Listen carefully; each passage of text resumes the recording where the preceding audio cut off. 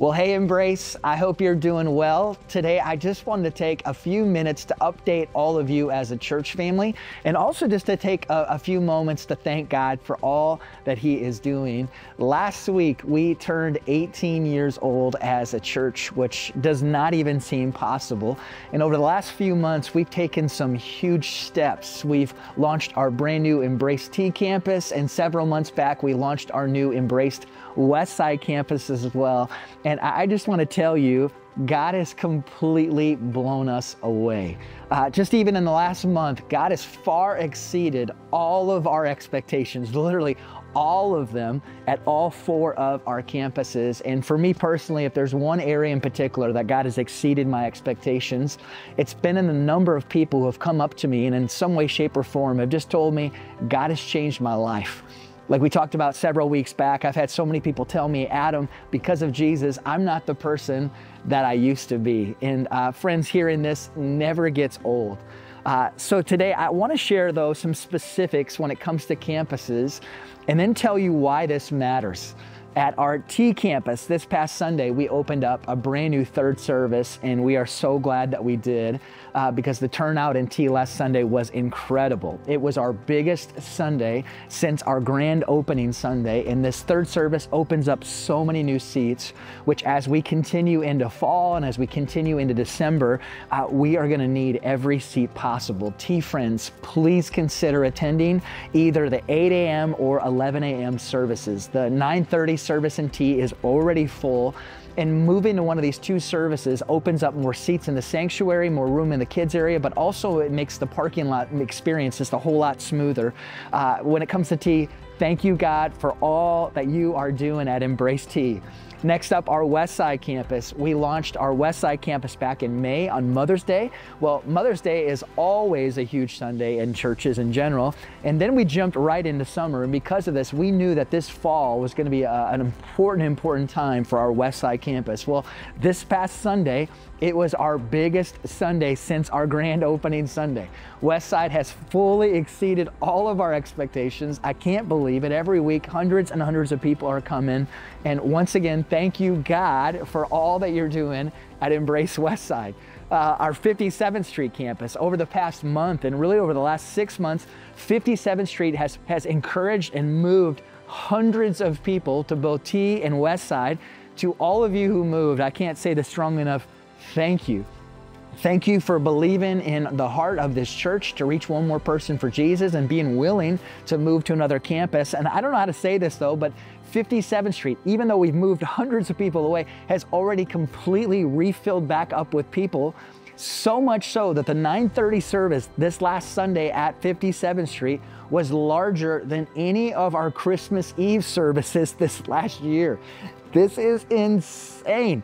If you attend 57th Street, please consider attending either our 8 a.m. service or our 12:15 service. This would be such a gift. You see, the truth is both at T and at 57th Street, people who are checking out Embrace for the first couple of times, they're most likely going to go to that 9:30 service. And so if you can move to a different time, a different service, this is a great way to reach the next person for Christ. I told someone the other day at both 57th Street and T, if you came to our 9:30 service, I think it'd be easy to believe that every seat in every service at Embrace is maxed out and there's no room at Embrace, and so maybe you're not going to come back. But if you came to the 8 a.m. service, I think it'd be easy to wonder, why isn't there more people here? Well, neither is true. We are growing like crazy, and yet, which is so wonderful, we're growing like crazy, and yet we also still continue to have a whole bunch of open seats for anybody who decides to join us, which is exactly what we hoped. Lastly, our Durfee campus at Mike Durfee State Prison.